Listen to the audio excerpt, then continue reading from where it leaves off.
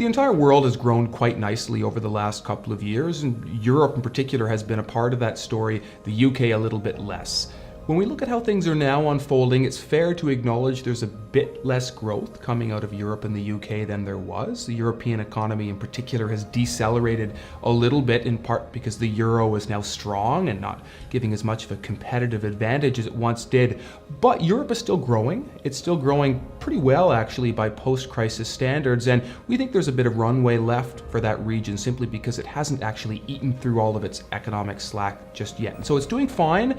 The political environment is tricky. That's almost a constant for Europe, and so the latest bad news would be Italy and a populist government there that could interfere with Italian growth at a minimum, but I would still say the risk of a full Eurozone breakup is quite low. Polls suggest that's the right view as well.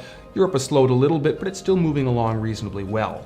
For the UK, well, the UK and Brexit, of course, this effort to disentangle itself from the rest of Europe, that's the big story. It has held British growth back, probably continues to hold British growth back.